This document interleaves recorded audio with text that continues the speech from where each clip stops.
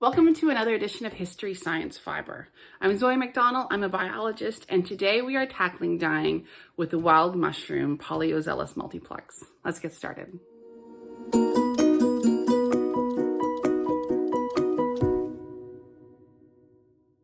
A couple things to cover before we dive in though. First, Polyozellus multiplex isn't just one species. This name refers to a group of at least 5 different phylogenetic species of mushrooms. Now, a phylogenetic species is a group of species that has all descended from a common ancestor, with each species having unique characteristics, but which may also interbreed among them. Polyozellus multiplex is also known as the blue or black chanterelle, or my personal favorite, the leathery earth fans. They can be blue, dark gray, purplish black, or black with a white tip, growing in fan, funnel, or vase-shaped caps with deep wrinkles on the undersurface that run down the length of the stem.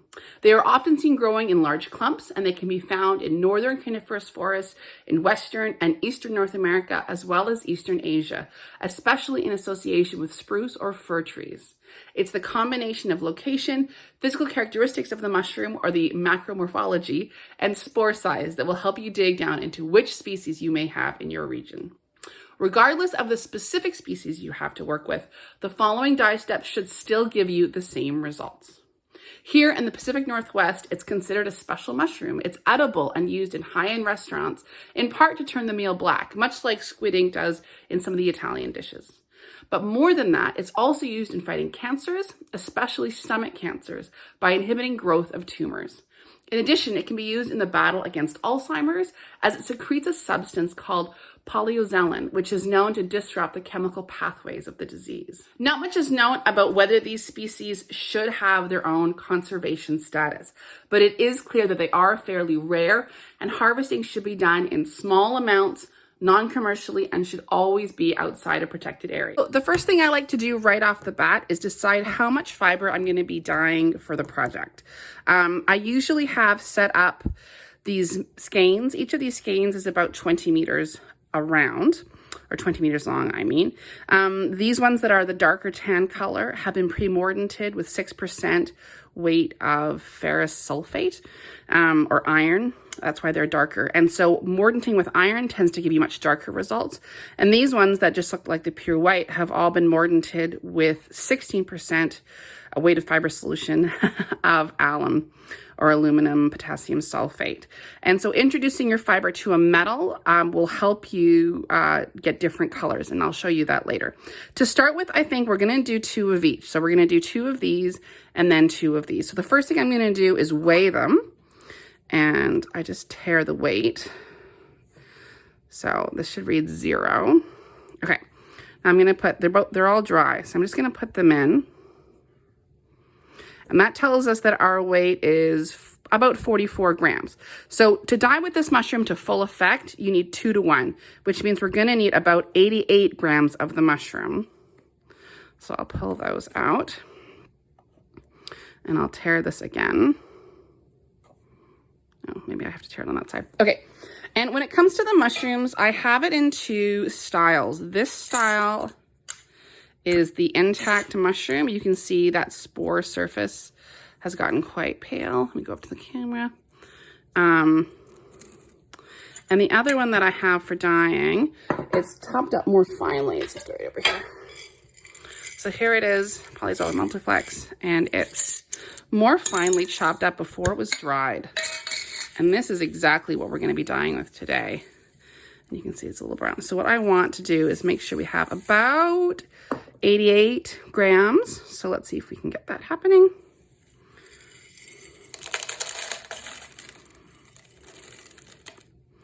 There's 20 grams. And this is a great mushroom for also doing the exhaust bath. It holds a lot of dye. So this will give us a really dark result. And then we can do it. I'll even show you what happens when we do a yellow yarn. And that gives us some really cool colors too. So 60, 70, 80. Now I want to get 88 because I'm like that. Okay, there we go. 88.3 is perfect. So now we've got, this is our 2 to 1 mushrooms. So now I'm going to take this, I'm going to turn off my scale and put that away. And the next thing I'm going to do is grab my pot, and I'm going to add my mushrooms. And then we're gonna add water, and then we're gonna simmer this on the stove for an hour and try to get all of that dye potential to come out of the pieces. Okay, here we go. We're just bringing it over to the sink.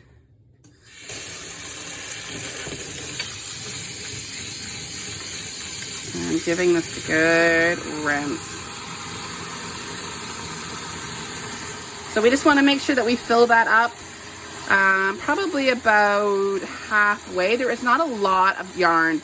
You want to make sure you don't add too much water. You just kind of want enough for all the mushrooms to pull out that dye, and then enough for the fiber to move around. Now, it's at this stage that I realize I have forgotten to add my filtering cloth.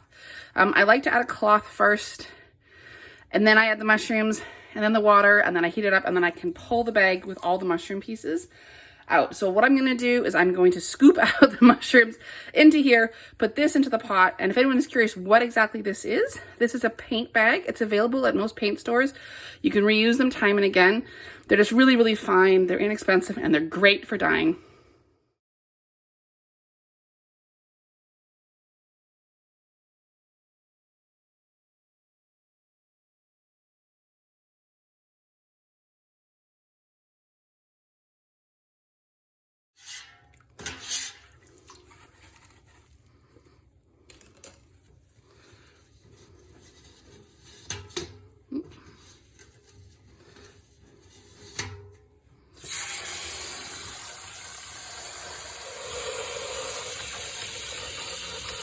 Okay, that looks about good. Then we'll take it over to the sink.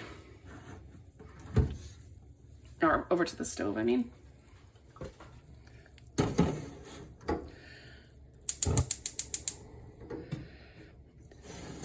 And then we just want to simmer for about an hour. So while the mushrooms are simmering and the dye is coming out, we want to soak our yarn. And soaking the yarn for about 20 minutes will allow all of that air inside the fiber to be replaced with water. And that water allows it to sink into the dye pot and you'll get more even results. So we'll put the alum in one. And then we'll do the iron in another. There we go. I tend to like to do them separately because I find that the iron creates such a difference in color. It can easily contaminate the alum wool or part of the alum wool, and you'll get a sort of more of a mottled effect, which you might like. But for today, we're trying to get more even results. So let's see if we can get that happening.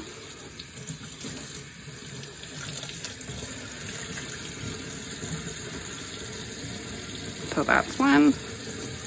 There's the iron, there's the alum, and then we're just gonna leave those to soak. So now we're back at the mushrooms. We just want to give this a little stir.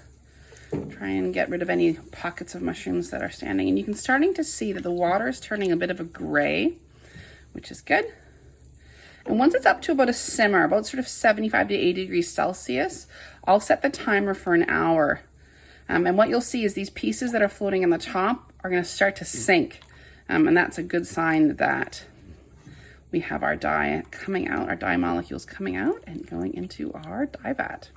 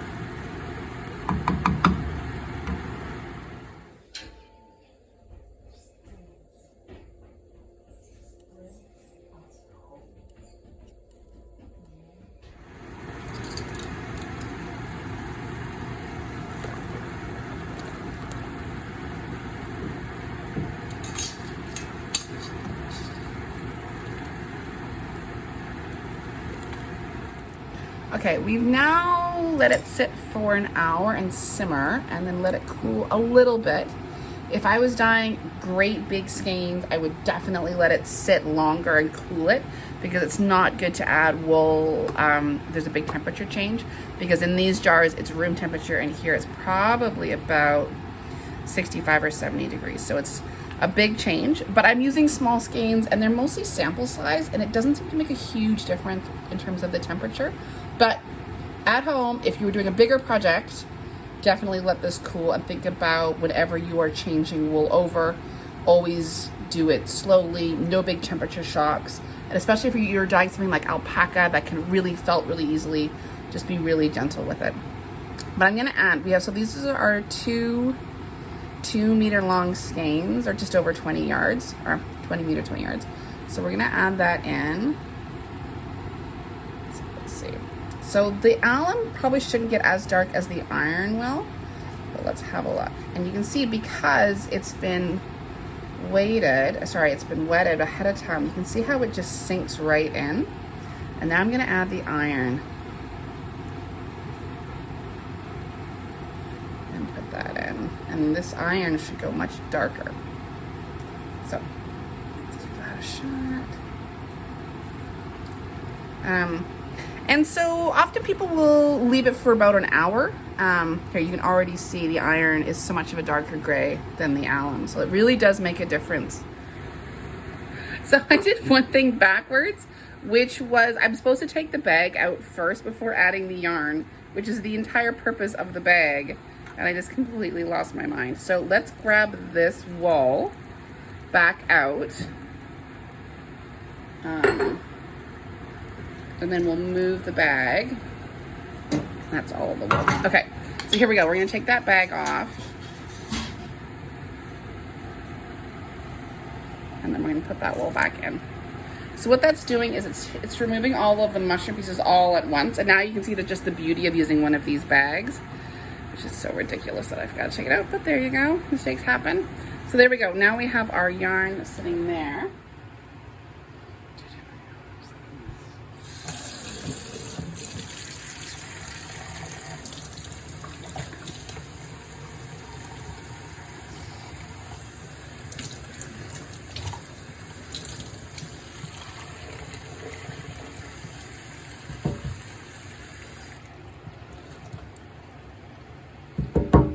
I thought what we could do too, now while we're at it, is add the yellow in. And we're only gonna add the yellow in for maybe about 5 minutes. So this is the yellow that is dyed with Dyer's Polypore, Viola Schweinitzii. So we're gonna add that in and we'll do a 5-minute timer. And this is the shallots, or the onions. So we're gonna see if that, and then we're gonna give it 5 minutes.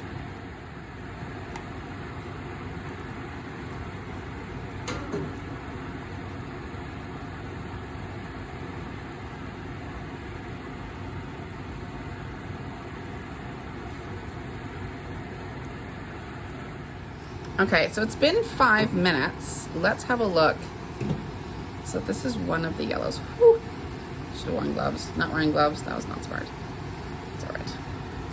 And again, I would think about temperatures. I think about a little bit less with these small sizes. So there's one, that's the shallots, and then this is the mushroom one.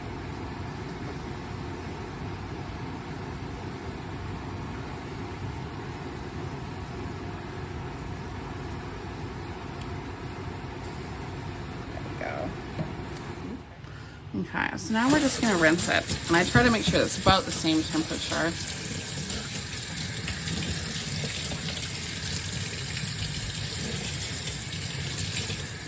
So this is the mushroom that was yellow, the Dyer's Polypore.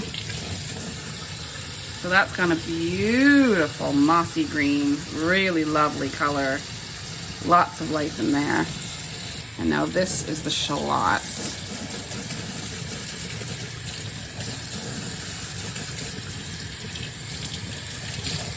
Let's see what color that comes out. So there you go, almost like a coppery, olivey green. So there you go. Just beautiful. It smells very, it's kind of subtly mushroomy, but not a bad smell. Like the forest floor. Heavenly. Okay. And then this stuff's still in for a little bit. But you can see it's coming a beautiful charcoal gray. Oh, and then that iron is going so much darker, you can see, which is great. Okay, so we want to keep that pH a little bit elevated, and every time you add stuff in, it often brings it back down to a more acidic. Yeah, so it's dropping a little bit. It's down to 8. I might just add 1 more quarter teaspoon of washing soda. So whenever you want to change the pH, you always want to gather your fiber out of the pot, because it can change, give you odd variegation if you don't. So there we go. There's our quarter teaspoon. Give that a little stir. And then we're just going to add our fiber back in. There we go. And now let's check that pH again.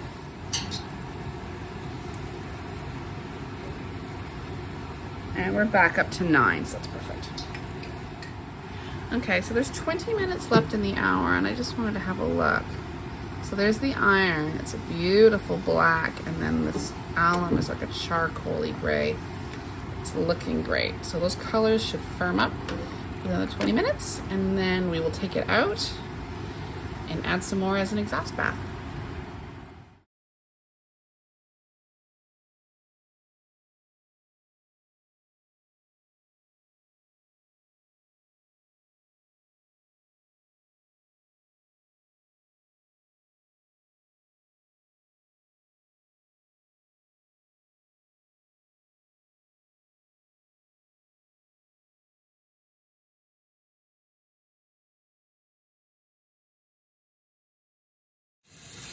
Okay, and let's give these a rinse. I've got the temperature about the same as the yarn, which is good. And you can see some of that water coming off, that different color. So I'm just gonna turn that down a little bit now.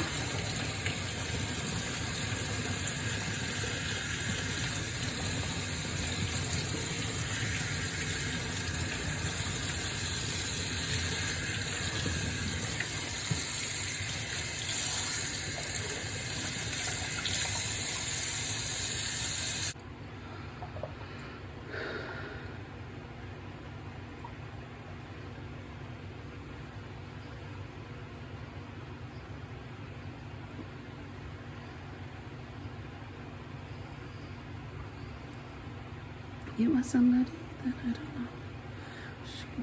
know. And finally, we're gonna make sure we don't want to waste any of this beautiful mushroom. So we're going to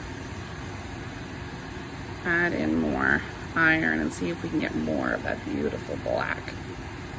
So this now, when you do a second wave of material in your dye pot, it's called an exhaust bath. We're basically trying to use up all of that exhaust dye that wasn't used the first time around.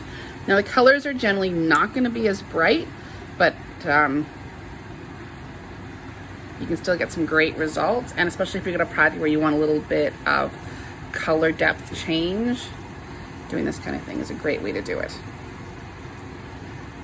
Okay, and we'll leave that in for a while, at least an hour. Okay, let's see, we've left it overnight. And so let's see what our exhaust bath has given us. Ooh. Beautiful. Okay, let's pull them out.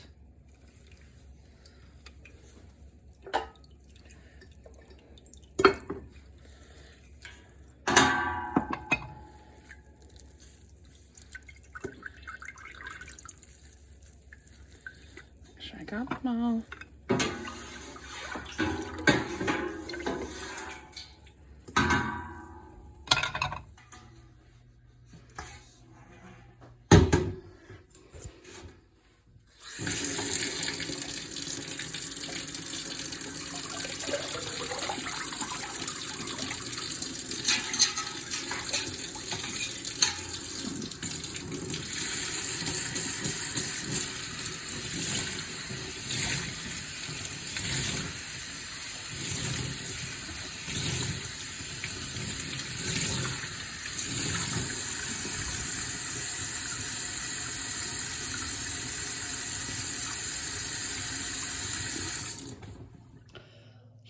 colors we started with. The white is the alum mordanted yarn, and the iron mordanted yarn was the dark tan. And these are the colors we ended up with.